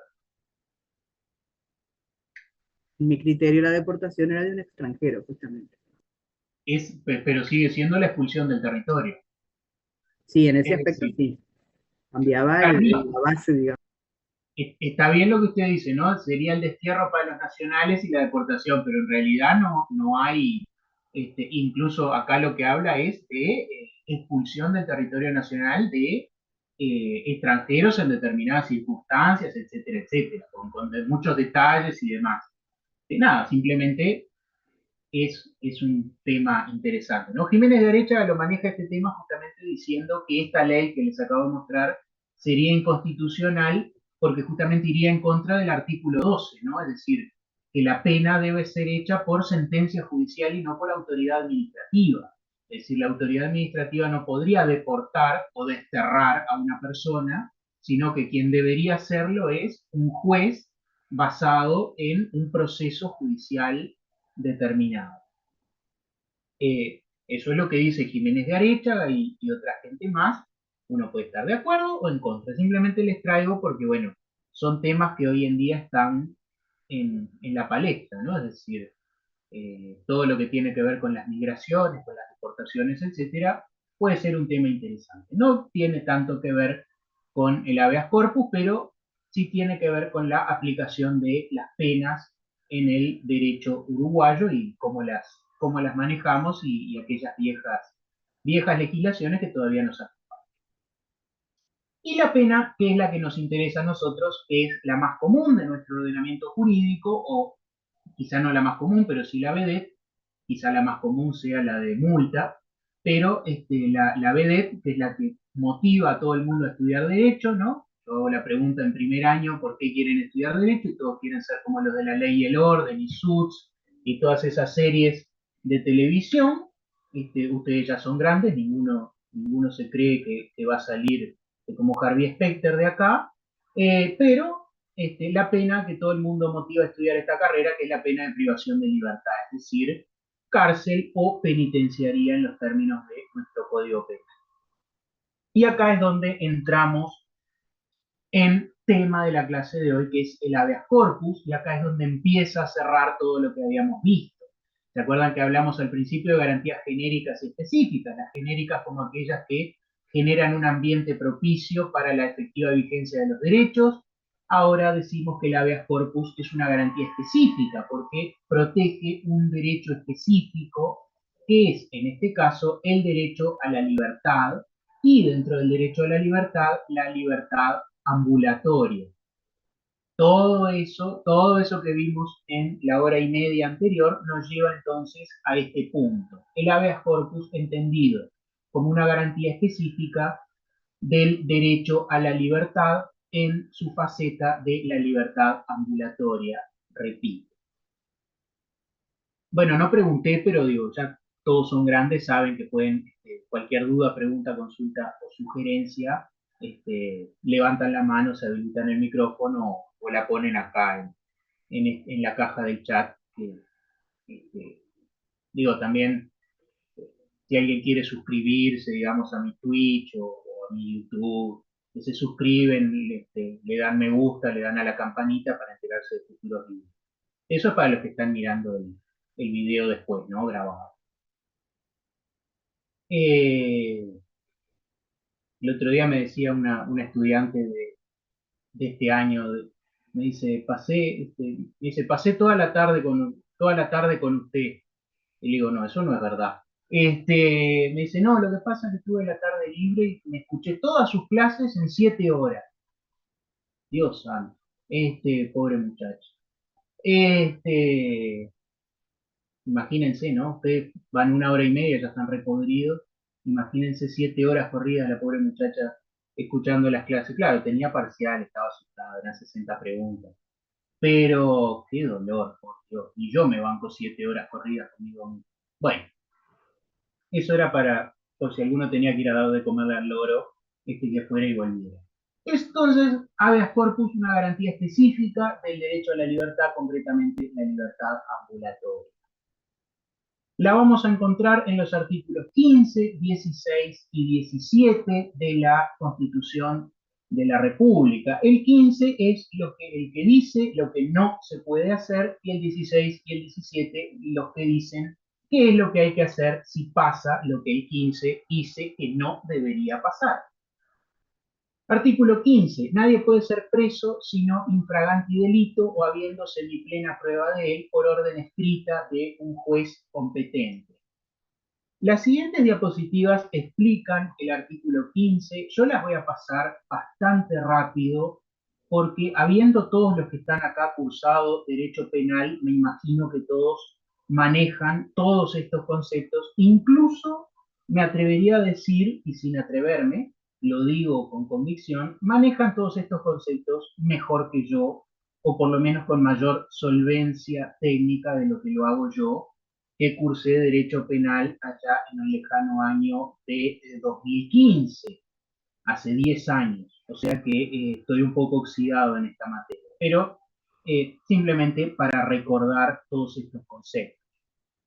Primero, nadie puede ser preso. ¿Qué significa preso? Significa arrestado, es decir, privado de la libertad en forma material por una autoridad pública.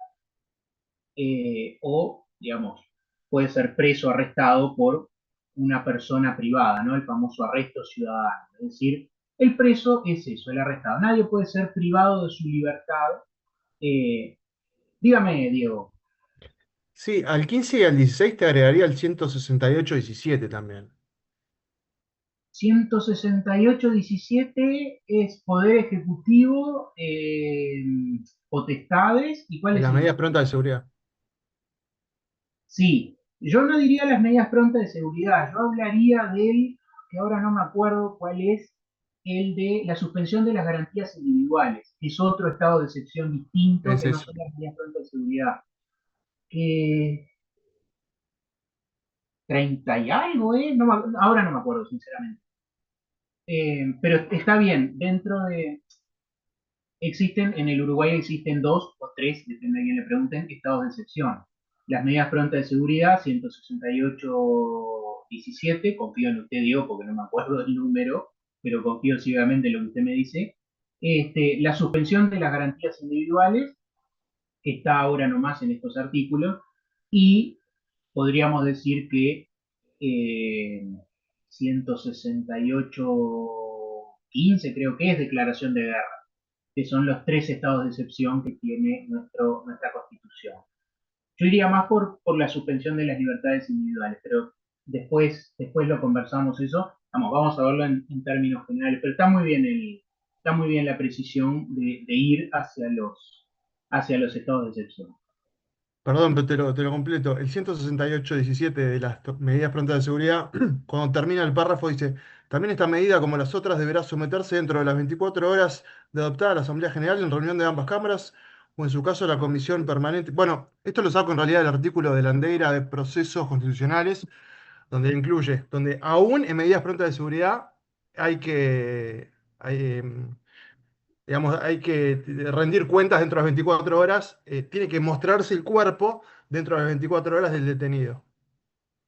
Claro, sí, sí, justamente porque la Asamblea General, es como se dice habitualmente, es la dueña de las medidas prontas de seguridad, ¿no? Es decir, el Poder Ejecutivo las asume en casos graves, imprevistos de conmoción interna o ataque externo, y cualquier medida, pero no solamente una privación de libertad, sino cualquier medida que se tome, es necesario informar a la Asamblea General o a la Comisión Permanente en su caso, si no, que podrá levantarlas, ¿no? Las medidas adoptadas por el Poder Ejecutivo. Esto ha llevado a nuestra historia nacional a situaciones complejas, porque a veces la Asamblea General levanta las medidas y el Poder Ejecutivo no está tan de acuerdo con que se levanten esas medidas prontas de seguridad. Bien, volvemos entonces. Artículo 15, habíamos dicho, pero está muy bien lo del 168, artículo 15, nadie puede ser preso. Preso significa, como le decíamos, arrestado, privado de la libertad, insisto, por cualquier autoridad pública o el famoso arresto ciudadano, que también está permitido, no necesariamente hay que ser ciudadano, el arresto ciudadano es el arresto que hacen las personas. Tiene que ser infraganti delito, es decir, con la comisión, o sea, la persona cometiendo el delito, y acá vienen estos conceptos que a los penalistas tanto les gustan. Insisto, yo derecho penal no es mi fuerte. Tenía un profesor, bueno, no voy a hacer el cuento porque lo podrían identificar, capaz que alguno lo conoce. Pero vamos a no terminar en fiscalía declarada. Pero no era de penal, no era de penal. Existen, los penalistas hablan de flagrancia propia y flagrancia impropia, cualquiera de los dos se considera infragante y delito. La flagrancia propia es, como decía mi abuela, cuando uno lo agarran con las manos en la masa, ¿no? Es decir, en la comisión misma del acto ilícito, en la comisión misma del delito, de vuelta, con las manos en la masa. Y la flagrancia impropia es cuando a uno no lo atrapan con las manos en la masa, sino apenas después de haber cometido el acto, pero una serie de indicios obvios y evidentes llevan a creer que uno fue el que cometió el acto. Esos son los casos de infragante y delito de flagrancia propia e impropia. Nada, quedó ilustrado, me parece que bastante bien, ¿no? Es decir, cualquiera de los dos casos, flagrancia propia, flagrancia impropia. O semiplena prueba, dice el artículo 15, la semiplena prueba es cuando las averiguaciones hechas por la autoridad competente, sea cual sea, Dirección Nacional de Aduanas, Policía Nacional, Migraciones, Armada Nacional para los casos de playas o el mar, Fuerza Aérea, Ejército Nacional, cualquiera que sea la autoridad competente para investigar la figura delictiva, reúne a través de una investigación, que es lo que vemos en las películas policiales, a través de una investigación reúne prueba suficiente y llega a un estado de semiplena prueba que, si todo saliera bien, se lo presenta al juez y el juez emite una orden para que esa persona sea sometida a un juicio. Esa es la semiplena prueba, es decir, no es que se atrapa a la persona cometiendo el acto, digo, todo esto ustedes ya lo saben de memoria, pero bueno, es simplemente refrescar los conceptos, ¿no? Es decir, la semiplena prueba es eso, la investigación que lleva a conectar, por llamarlo de alguna manera, a un individuo con un determinado hecho ilícito, pero que todavía es necesario someterlo a un procedimiento judicial para efectivamente imputarle ese delito para que la persona termine pagando con una pena, ¿no? Que puede ser de privación de libertad o alguna otra pena establecida en nuestro ordenamiento, multa, servicio, trabajo comunitario, lo que fuera. Esa es la semiplena prueba, o sea, nadie puede ser preso, venimos desmembrando, digamos, el artículo 15, nadie puede ser preso sino por infragante y delito o habiendo semiplena prueba con sentencia de juez competente. ¿Qué pasa o qué hacemos si no se cumple con lo establecido en el artículo 15 de la Constitución de la República? Tenemos diferentes posibilidades o tenemos diferentes caminos para actuar. El primero, podemos comenzar una revuelta en el pueblo, ¿no? Asaltamos la patrulla donde va llevado el detenido y lo liberamos. Esta opción, lamentablemente, o por suerte, está contemplada como delito en nuestro Código Penal. Ustedes me dirán la figura delictiva, si es sazonada o si es rebelión o lo que sea, no se puede hacer. Podemos, al amparo de la noche, ir, forzar la cerradura y liberar a nuestro amigo que está preso sin orden judicial, tampoco lo podemos hacer. Eso es un delito en contra de la administración de justicia. Podemos ir a visitar a nuestro amigo que está preso y llevarle una pértiga. ¿Ustedes sabían que eso se llama pértiga? Yo no sabía. Antes de preparar esta clase, no esta porque uso el mismo PowerPoint desde hace varios años. Como habrán visto, está hecho para estudiantes de primero, por eso les advertí al principio. Pero antes de hacer esta diapositiva no sabía que esto se llamaba una pértiga. No sé, si alguno sabía, pero yo no sabía, se llama pértiga, ahora saben algo nuevo. Insisto, no sabrán nada del habeas corpus, pero saben que esto se llama una pérdida. Tampoco se puede hacer, no se puede ayudar al amigo a jugar. ¿Qué es lo que sí podemos hacer? Artículo 16, que es el habeas corpus, ahora sí entramos en tema, de la Constitución de la República, siempre hablo, ¿no? El artículo 16 dice, en cualquiera de los casos del artículo anterior, el 15, el que acabamos de desmembrar, es decir, nadie puede ser preso sino infraganti delito o habiéndose en plena prueba con sentencia judicial. En cualquiera de los casos del artículo anterior, el juez, bajo la más seria responsabilidad, tomará al arrestado su declaración dentro de las 24 horas y dentro de 48 lo más empezará el sumario.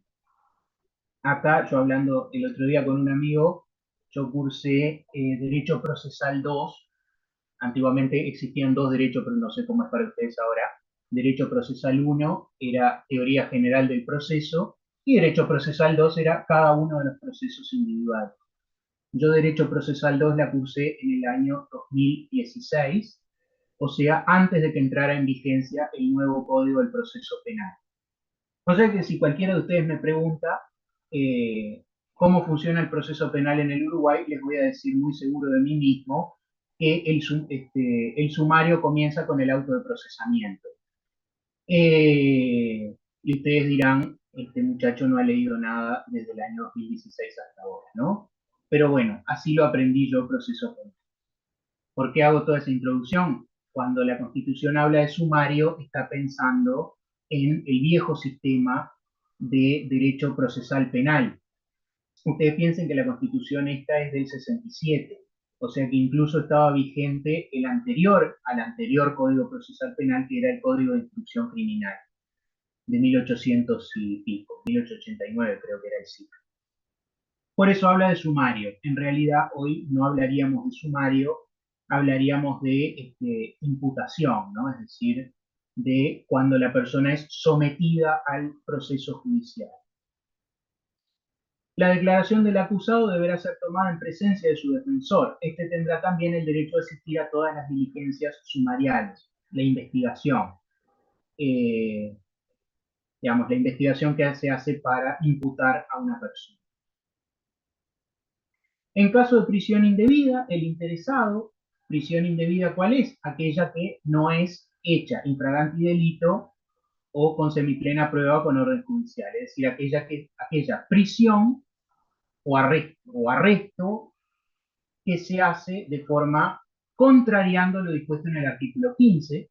En caso de prisión indebida, el interesado o cualquier persona podrá interponer ante el juez competente el recurso de habeas corpus.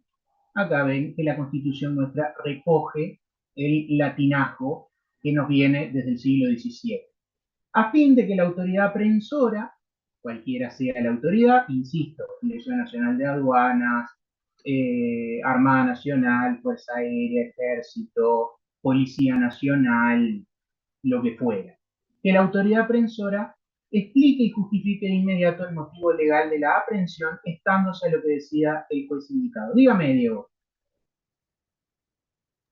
Prometo que es la última, ¿eh? Aparte la hora no nos deja. Con respecto a la arbitraria privación de libertad que habla, Del Piazzo dice que es administrativa o judicial y Aval dice que en realidad es solamente administrativa porque la judicial tiene sus propios recursos, por lo cual no sé cuál sería para la cátedra o para ti esa autoridad. Yo entiendo, no sé lo que opinará Eduardo. Yo entiendo que es cualquier tipo de prisión, ¿no? Es decir, el artículo 15 no discrimina ni distingue. Por ejemplo, volviendo, que acá me ciño a la opinión de Jiménez de Aréchaga, o sea, volviendo a los originales. Jiménez de Aréchaga también aborda esa duda que usted tiene y justamente se pregunta si la prisión puesta administrativamente debe ser, debe ser también tomada como una pena o si es una sanción administrativa. Y justamente lo que dice Jiménez de Aréchaga es que la pena administrativa también corresponde, es decir, no solamente a la judicial. En cuanto a si la pena es judicialmente, o sea, usted me plantea, para estar en la misma página, usted me plantea la hipótesis de una privación de libertad hecha por una autoridad judicial sin haber atrapado a la persona infraganti delito con semiplena prueba. Esa es la hipótesis que usted me dice. Sí, que Aval dice que en realidad si eso lo hace un juez, que es lo que tú estás diciendo, tendría los recursos procesales para plantearlo, por lo cual no aplicaría ante una orden, digamos, ilegítima no digamos ilegítima, digamos arbitraria de un juez. Este, y Del Piazzo dice que no, que cualquier autoridad que emita una orden de una detención arbitraria debería aplicarse un habeas corpus. O podría aplicarse el habeas corpus. Ah, yo estoy totalmente de acuerdo. Con esa segunda hipótesis estoy totalmente de acuerdo. Y pensémoslo por el absurdo, ¿no? Es decir, como pasó por el absurdo, ¿no? Porque pasó hace algunos años, tampoco es algo tan, que un juez, que era, no me acuerdo qué relación de parentesco, amistad o amorosa tenía con alguien, terminó arrestando a alguien que creo que era un guarda de transporte, no recuerdo el caso exactamente. Pero imaginemos un caso totalmente, por el absurdo, ¿no? Un caso totalmente imaginado. Que a mí, el día de mañana, o a usted mejor, no me va a poner a mí de ejemplo, lo pongo a usted, que ya que me hace las preguntas incómodas, lo pongo a usted de arrestado. Imagínese que usted el día de mañana, yo tengo un amigo que es juez, y le digo, mira, este Diego me tiene cansado porque en clase habla y, ¿por qué no te lo llevas en cana? Y este amigo juez me dice, trata así, no te preocupes. Le manda a la policía a usted, se lo llevan preso y usted termina ahí en una dependencia policial o en el mismo juzgado detenido. Y usted me dice, no, no, ahí usted piensa, yo puedo interponer, no sé, el recurso, ¿cómo se llama? La recusación. Y decir, no, yo lo recuso a usted, doctor, porque usted tiene una enemistad personal conmigo. Porque no corresponde el habeas corpus, corresponde que yo lo recuse a usted. Y el juez ¿ante quién presenta usted la recusación? Ante el mismo juez. Y el mismo juez, ¿qué va a hacer con la recusación? Y, digamos, para no ser gráfico, ¿no? Pero se va a higienizar a él mismo, por no ser demasiado gráfico. O sea, el juez va a hacer eso. Ahora, yo puedo, no sé, algún voluntario de Rainer, que lo veo acá, como habló mucho, siempre está en la portada. Rainer se entera, dice, yo también hablo mucho en clase, tengo miedo que el profesor me mande a mí también preso, entonces voy a ir a ayudar a mi amigo Diego que está preso. Y dice, bueno, presento una recusación del juez que lo metió a usted preso. ¿Y qué le van a contestar? Le van a decir, bueno, ¿y usted qué legitimidad tiene en este proceso? Y Rainer va a decir, no tengo ninguna legitimidad procesal para presentar una recusación en un proceso que no me tiene a mí como parte. Entonces usted queda en situación de indefensión. Digo, lo pienso sobre el absurdo, ¿no? Usted queda en situación de indefensión. Ahora, el habeas corpus, como creo que es acá, ¿no? Que dice, en caso de prisión indebida, el interesado o cualquier persona podrá interponer ante el juez competente el recurso de habeas corpus. Ahí Rainer puede ir y decir, yo presento el recurso de habeas corpus y le van a preguntar, ¿y usted qué legitimación activa tiene para presentar este recurso? Y le va a decir, bueno, tengo la del artículo 17, que dice que la legitimación activa es cualquier persona, y yo soy una persona, va a decir Rainer, bueno, capaz que no es cualquier persona, pero es una persona, y puede presentar el recurso. Me parece que es una situación que garantiza mejor la defensión, esta segunda. De vuelta, es la situación que me estoy imaginando yo.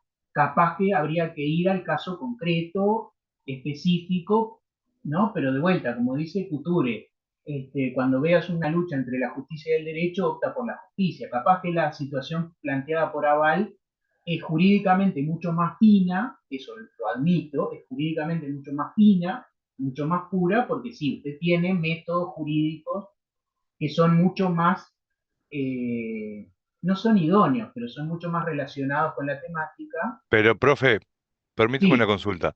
¿El habeas corpus no es más que nada para los casos donde la fineza del derecho se perdió un poco? bueno, sí, yo estoy de acuerdo con usted. Entonces digo, como que el habeas corpus viene a solucionar baches, errores, abusos. No Exactamente. es, claro, no es cuando el derecho está funcionando como un reloj, digamos. O por lo menos así lo entendí yo. Entonces me parece que lo que planteaba el compañero, lo del Piazzo es mucho más abarcativo. Yo estoy de acuerdo con usted, pero bueno, también uno tirarse contra Vales es tirarse contra un titán del derecho procesal, ¿no? Yo no sé si estoy en condiciones de tirarme en contra, pero si yo estuviera en esa situación de privado de libertad ilegítimamente por un juez del Poder Judicial, yo preferiría a Del Piazzo antes que a Val. Pero bueno, para gusto los colores, decía mi abuela. No sé si era esa la pregunta, Diego, si me fui por otro lado. No, no, sí era esa. Te completo la idea de Val, que dice que si el juez no se abstiene, digamos, al debido proceso, al violarlas va a quedar sometido a responsabilidad. Que, bueno, que no aplicaría, supongo que para una autoridad policial. No, no, para la autoridad policial también corresponde la responsabilidad, porque hay que ver que, recuerde, uno de los 9 pilares que decía Jiménez de Derecha es que los gobernantes, y en esto entra cualquier autoridad judicial o administrativa, son responsables, ¿no? Y de vuelta, bueno, no lo mencionamos en este curso, artículo 24 y 25 de la Constitución. Eh, el Estado es responsable de todas las actividades que realiza y puede repetir contra los funcionarios que han realizado una actividad que no está conforme a derecho. Dicho eso, son las 10:01, así que vamos a parar por acá, vamos a parar por acá. Recording stopped. Y bueno, sí, está amenazado usted, Diego. No, eso sería delito de violencia privada.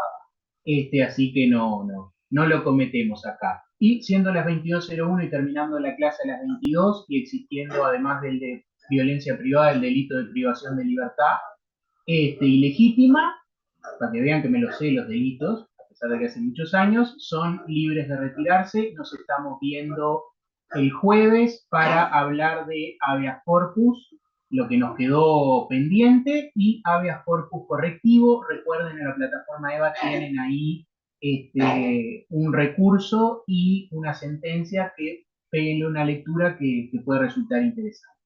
Así que nos vemos el jueves. Gracias, Nos vemos. profesor.